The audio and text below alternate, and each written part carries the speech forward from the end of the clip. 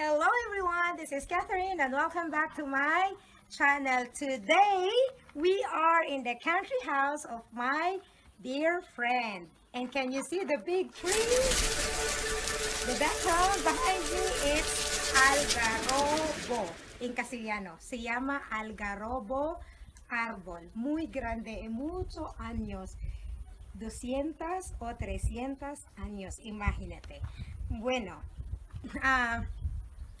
please, if you are new to my channel, do not forget to like and subscribe and click the notification bell and do not skip the ads, please. Okay, today I will be showing to you how to make gazpacho. What is gazpacho? Gazpacho is a cold soup made of raw vegetables, blended vegetables. So these are the ingredients. Gazpacho. How to make gazpacho? Cucumber, pepino. And then also we need pimiento, pepper, onion, cebolla, tomatoes, tomate in Castellano, and olive oil, aceite de oliva, un poco de sal, este es un poco, very little, and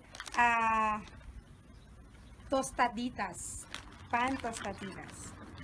Okay, so, are you ready? We're going to make this. Ayan.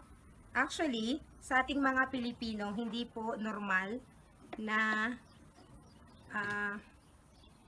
kinakain natin yung ganito. In the Philippines, it's not normal to us. I'm going to pelar. Yun kasi ko. Okay. Ganito po ang magbalat ng pipino. Hindi ko kasi alam paano magbalat, pero hayaan nyo na po. Ayan. Very live po kasi tayo na gumagawa ng gazpacho. Ayan. Ganito po ako magbalat. Pasensyahan nyo na. This is the way how I peel the pipino. Isa grebes pero okay. So, just cut into and then put inside the blender, la batidora in Castellano, and then tomatoes, tomate in Tagalog we call this kamatis. You know what, I am talking to my friend because I asked her to help me to film this one.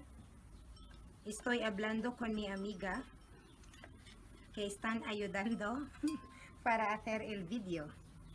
So it's very simple. Napakadali lang po gawin ng gazpachong ito. Actually, nung una, hindi ko to masyadong gusto kasi parang kakaiba po yung lasa. Pero katagalan po, nasasarapan na din po ako. Masarap po pala siya. And tiene mucho vitamina. Muchísimo. And this is a very nutritious and delicious cold soup. Gazpacho is very famous in Andalucía.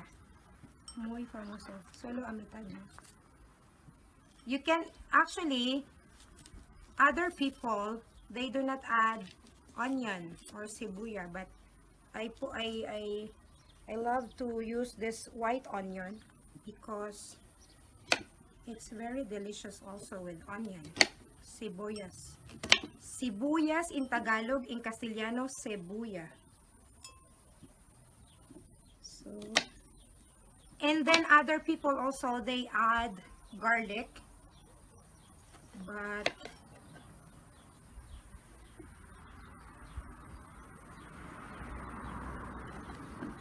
okay. Ayan, alam niyo na po kung napakagaling kong magluto. Pati po sa paghiwa.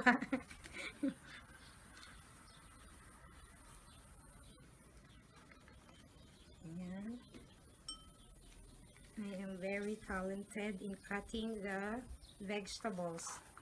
Pagpasensyahan nyo na po dahil hindi po talaga ako nagluluto dati sa Pilipinas. Dito lang sa Spain, I learned how to cook. But in the Philippines, I never cook. Okay, so now you just add a little salt, poco de sal, tansya-tansya na lang itong mga ateng, and aceite.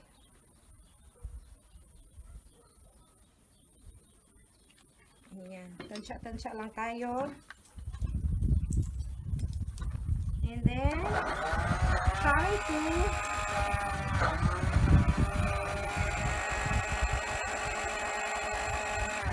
pwede po natin siyang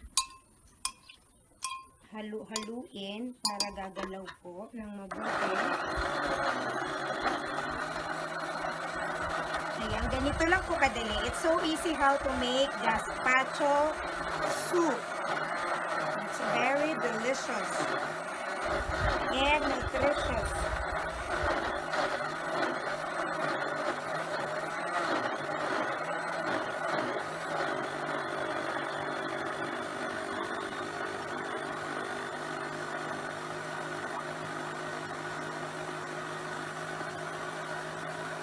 Ayan.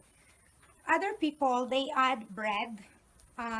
Dinadagdagan nila ng pan. Pero ako kasi hindi ko na siya nilalagyan kasi nilalagay ko sa top yung tostado.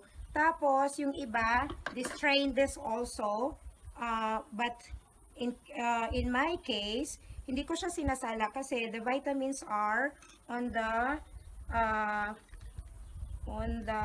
skin of the vegetable. So, I love to eat them all so that it's more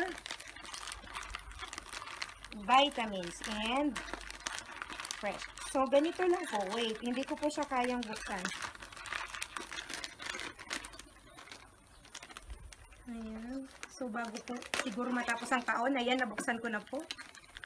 Ayan, ito po yung the last ingredients. Ang huling ingredientes. At syempre, the most important is the love of doing the cooking because that makes perfect and delicious. So, ganito po nila to kinakain, ang gazpacho. Ayan, isa-serve mo lang to and then, normally, it should be better if you are going to put this in the fridge. I mean, in la nevera, in Castellano, in la nevera, 2 horas para mas fresquito. I will show you first. Look at this one. Perfect.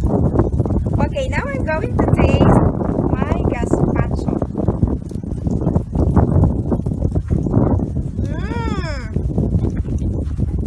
Perfecto. Okay, gazpacho is widely eaten in Spain during summertime as it is refreshing and cool. Kinakain lang po nila ito kapag summer kasi dahil mainit, tapos isi-serve to na mas malamig, kaya sobrang sarap po talaga. Napaka delicioso.